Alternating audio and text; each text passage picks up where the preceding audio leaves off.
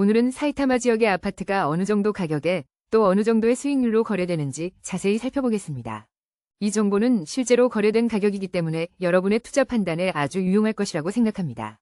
특히 신축 아파트 사례도 포함되어 있으니 10년 이내의 준신축 아파트와 함께 비교해보시면 좋을 것 같습니다. 자, 그럼 첫 번째 사례부터 시작하겠습니다.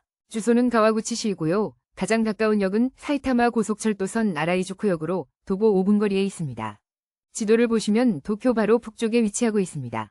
가와구치시는 도쿄와 매우 가까워서 강 하나만 건너면 바로 아카바네 지역입니다. 아라이주쿠역의 하루 평균 이용객은 약 1만 2천 명 정도입니다. 이 아파트의 거래 조건은 다음과 같습니다. 신축 아파트이고 총 6세대입니다. 각 세대의 전용 면적은 약 20제곱미터이고 월세는 6만 5천엔, 거래 가격은 7,200만엔, 그리고 수익률은 6.5%입니다. 방 구조는 일반적인 원룸 형태이고요. 이 가격은 신축 아파트치고는 상당히 저렴한 편입니다. 요즘 건축비가 많이 올라서 7천만엔대의 신축 아파트는 정말 찾기 어렵습니다.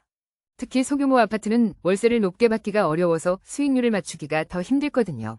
이 매물처럼 저렴한 가격에 매수하려는 사람들은 많지만 그만큼 경쟁도 치열합니다. 하지만 수익률이 6.5% 나되기 때문에 매력적인 매물이라고 할 수 있습니다. 다만 주의해야 할 점은 이 거래가 아파트가 완공되기 전에 이루어졌다는 것입니다. 즉, 제시된 월세 6만 5천엔은 매도인 측의 예상치이기 때문에 실제 월세를 다시 한번 확인해야 합니다. 신축 아파트의 경우 매도인은 최대한 높은 월세를 제시해서 이익을 확보하려고 하는 경향이 있기 때문에 시세보다 높게 책정되어 있을 가능성이 있습니다. 하지만 월세가 6만 5천엔 정도로 유지된다면 나쁘지 않은 매물이라고 할 수 있습니다.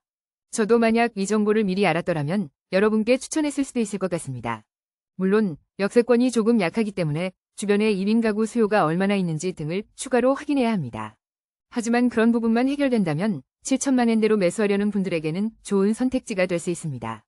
다음 사례입니다. 이번에는 아사카시이고요. 도부 도조선 아사카다이역에서 도보 12분 거리에 있습니다. 도쿄 북서쪽에 위치하고 있으며 와코시역과 가깝습니다. 도부 도조선은 이케부쿠로에서 출발하기 때문에 도심 접근성도 나쁘지 않은 편입니다. 아사카다이역의 하루 평균 이용객은 약 1만 2천 명입니다. 이 아파트는 신축이고 총 8세대입니다.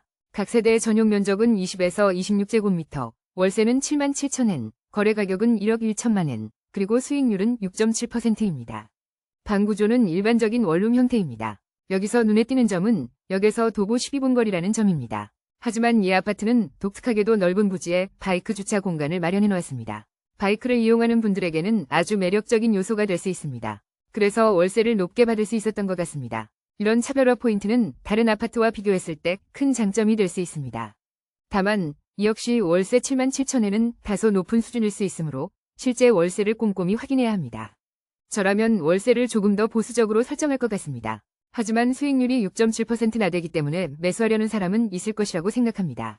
만약 여러분이 이 매물을 매수하려고 한다면 꼭 임대업체에 문의하여 월세를 확인하고 신중하게 결정하시기 바랍니다.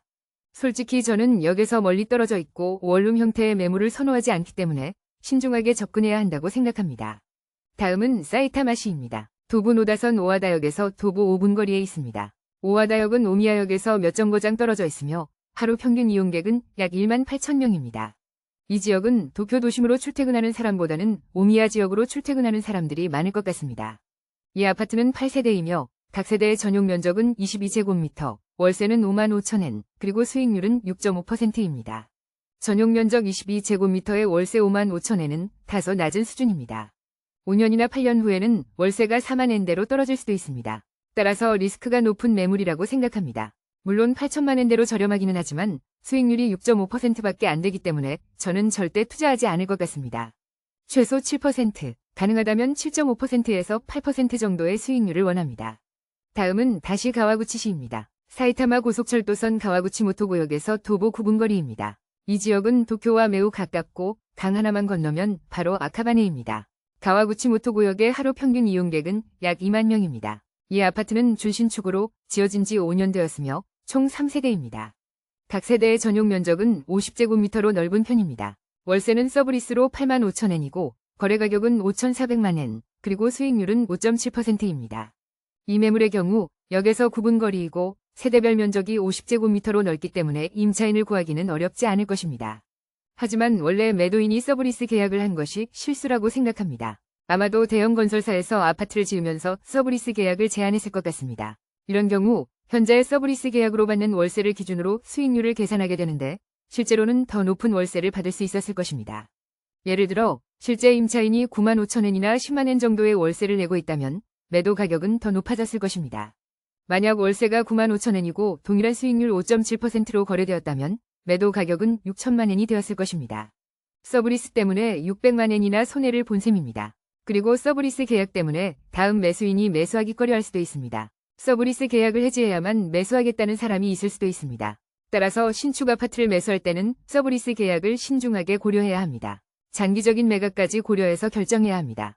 다음은 도코로자와입니다. 세이부 이케부쿠로선 도코로자와역에서 도보 10분 거리에 있습니다. 도코로자와역은 도쿄 서쪽에 위치한 터미널역입니다. 세이부 이케부쿠로선의 하루 평균 이용객은 약 6만 명, 세이부 신주쿠선은 약 4만 명입니다. 두 노선을 합치면 하루 평균 10만 명이 이용하는 큰 역입니다. 이 아파트는 지어진 지 8년 되었고 총 6세대입니다. 각 세대의 전용 면적은 12제곱미터로 매우 좁습니다. 월세는 4만 5천 엔, 거래 가격은 4,650만 엔, 그리고 수익률은 6%입니다. 역세권이 좋다고 해서 무조건 좋은 매물은 아닙니다. 역에서 도보 10분 거리인데 전용 면적이 12제곱미터밖에 안 되는 매물은 절대 피해야 합니다. 도코로자와는 1인 가구보다는 가족 단위 거주자가 많은 지역이기 때문에 1LDK 이상의 넓은 방이 필요합니다. 12제곱미터는 도쿄에서도 좁은 편인데 도코로자와에서는 더더욱 그렇습니다. 그래서 월세도 4만 5천 엔밖에 받지 못하는 것입니다. 일부 투자자들은 도코로자와역이 터미널역이고 수익률이 7%나 되기 때문에 매수하고 싶어 할 수도 있지만 절대 안 됩니다. 이 매물은 실질 수익률로 따져봐야 합니다. 좁은 방일수록 임차인이 거주기간이 짧아지고 임차인을 구하기도 어렵습니다. 임차인이 퇴거할 때마다 수리비용과 광고비용이 발생하기 때문에 실질 수익률은 4%대까지 떨어질 수도 있습니다. 이런 매물은 도쿄 시내의 매물보다 더 위험할 수 있습니다. 12제곱미터 방에 화장실과 샤워실만 있고 수납 공간도 거의 없는 이런 아파트는 절대 매수해서는 안 됩니다. 마지막으로 가와구에입니다. 도부 도조선 가스미가세키역에서 도보 5분 거리에 있습니다. 가스미가세키역은 도쿄 도심에서 상당히 떨어져 있습니다. 역의 하루 평균 이용객은 약 2만 5천 명입니다. 이 아파트는 지어진 지 8년 되었고 총 7세대입니다. 각 세대의 전용 면적은 20제곱미터, 월세는 5만 5천 엔, 거래 가격은 6,800만 엔, 그리고 수익률은 6.8%입니다. 방 구조는 일반적인 원룸 형태입니다. 역에서 도보 5분 거리라서 나쁘지는 않지만 전용 면적 20제곱미터에 월세가 5만 5천 엔밖에 안 된다는 것은 아쉬운 점입니다. 1인 가구가 이 지역까지 와서 거주하는 것은 쉽지 않을 것 같습니다. 물론 6,800만 엔으로 저렴하고 수익률이 7% 가까이 되기 때문에 매수하려는 사람은 있을 수 있습니다. 하지만 저는 이런 매물은 절대 투자하지 않을 것입니다. 차라리 수익률이 조금 낮더라도 도심에 가까운 매물을 선택하는 것이 더 안전하다고 생각합니다. 오늘은 사이타마 지역의 6개 매물을 살펴보았습니다. 수익률이 5%대인 매물도 있었지만 대부분 6.5%에서 7% 정도의 수익률을 보였습니다. 도쿄나 요코하마, 치바 지역에 비해 사이타마 지역의 매물은 역세권이 좋지 않은 경우가 많기 때문에 높은 수익률을 제시해야 팔리는 것 같습니다. 하지만 수익률이 6%대임에도 불구하고 잘 팔리고 있다는 점은 놀랍습니다. 개인적으로는 더 높은 수익률이 필요하다고 생각합니다. 오늘 소개한 매물 중에서는 가와구치모토구역 근처의 50제곱미터짜리 매물이 그나마 괜찮다고 생각합니다. 하지만 3세대나 4세대 정도의 소규모 아파트는 운영비용이 많이 들 수 있습니다. 임대료 총액이 크지 않은데 고정자산세는 크게 줄지 않기 때문에 운영비율이 높아질 수 있습니다. 목조 건물의 경우 운영비율이 보통 15% 정도인데 이런 소규모 아파트는 20% 가까이 될 수도 있습니다. 이렇게 되면 실질 수익률은 더 떨어지게 됩니다. 이러한 점들을 고려해서 투자 결정을 해야 합니다. 오늘 소개한 매물들은 제가 자신있게 추천할 만한 매물은 아니지만 여러분의 투자 판단에 참고가 되었으면 합니다. 사이타마 지역은 넓기 때문에 오늘 자료를 보시면 도쿄에 가까운 지역이 더 좋다는 것을 아실 수 있을 것입니다.